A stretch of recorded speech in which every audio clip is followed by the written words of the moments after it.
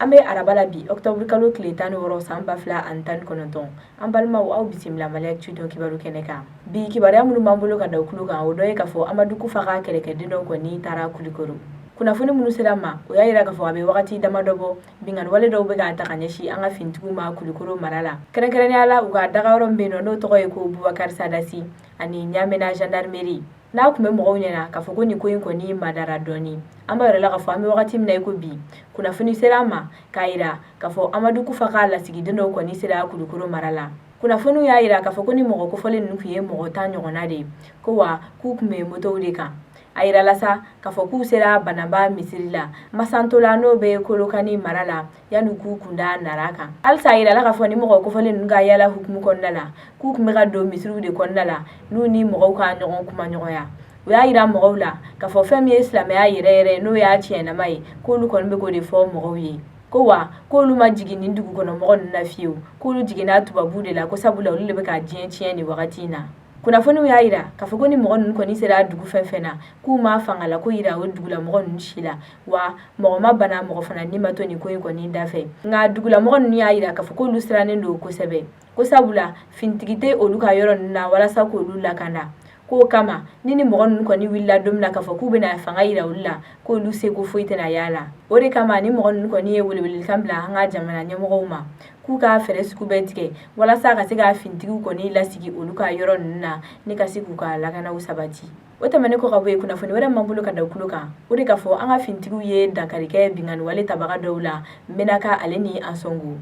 Kunnafoniw y'a yira k'a fɔ Gawo mara kɔni ɲagaminen don an ka finitigiw bolo nin wagati in na kosɛbɛ. Sabula binganni wale tabaga dɔw kɔni kɛlen don k'u ɲɛsin u ka dagayɔrɔw ma. O kama a yirala k'a fɔ dɔgɔkun furacɛ tɛmɛnen binganni wale tabaga dɔw n'olu tun bɛ moto de sanfɛ ni marifa tun b'u bolo. A yirala k'a fɔ olu y'u ɲɛsin an ka finitigiw sigiyɔrɔ dɔ ma Ansongo mara la. Ni mɔgɔ kofɔlen ninnu yɛrɛ kɔni ye marifaci de dabɔ an ka finitigiw kama n'olu fana y'u jaabi n'o wale kelen ye. A ko nka ne bingannikɛla ninnu bolo u bolila finitigiw bolil'u kɔ u kɔni ma se k'u bɛɛ lajɛlen minɛ sa nka a yirala k'a fɔ kelen minɛn'u la. O wagati kelen in na kunnafoniw y'a yira k'a fɔ Menaka mara la bingannikɛla dɔw taar'u ɲɛsin an ka finitigiw ka dagayɔrɔ ma yen fana. Kibaruya labanw y'a yira k'a fɔ mɔgɔ kɔni ni ma to nin binganni wale ninnu na wa an ka finitigiw sera ka dangari kɛ bingannikɛla ninnu fana la ni k'u laboli. An bɛ yɔrɔ min na i ko bi u bɛ ka walew kɛ walasa ka se k'u yɛrɛ ka lakana ani duguladenw yɛrɛ ka lakana sabati. O fana tɛmɛnen kɔ ka bɔ yen an b'a yirala k'a fɔ Octobre kalo tile 13 kɔnɔna la an ka finitigiw y'u tɛgɛ da jatigɛ wale tabaga dɔ kan. Jatigɛ wale tabaga dɔ n'an b'ale wele ko Alpha Ag Ibrahim Mohamed nin bɛɛ b'a tɔgɔ dɔn ni Jafari ye. A yirala k'a fɔ ale de minɛna an ka finitigiw fɛ. Kunnafoniw y'a yira k'a fɔ ko ni mɔgɔ kofɔlen yɛrɛ minɛla Gawo dugu de kɔnɔna la kɛrɛnkɛrɛnnenya la Kina n'u b'o wele ko Château.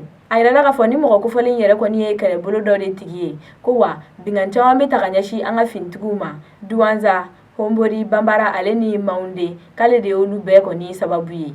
A yirala fana k'a fɔ k'a n'a ka mɔgɔw kɔni mana binganni walew kɛ u mana marifa ani bolimafɛn minnu kɔni suɲɛ ale de b'o minɛ ninnu ta k'o feere marifa sanna dɔw ma minnu bɛ Mali ni Moritani ni ɲɔgɔn cɛ.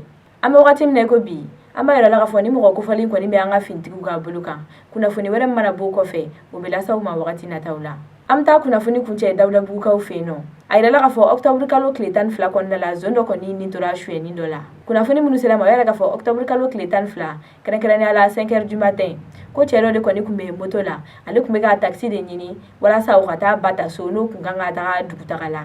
Kibaruyaw y'a yira k'a fɔ ko cɛ in de kɔni tora ka taxi ɲini sira kan sa zone 2 n'olu tun bɛ moto la ni marifa tun b'u bolo olu de ye marifa ci ni mɔgɔ kofɔlen in na. U kɛlen ka marifa kɔni ci sa marifa ye cɛ in jɛ nka cɛ in yɛrɛ n'a yirala k'a fɔ ale ye finitigi dɔ ye kɛrɛnkɛrɛnnenya la forsati mɔgɔ dɔ don ale fana kɔni y'a ka marifa bɔ ni k'o ci ni zone na. A ka marifa sera zone kelen ma n'o binna tɔ kelen dɔ kɔni ye o ye moto ta ni ka boli.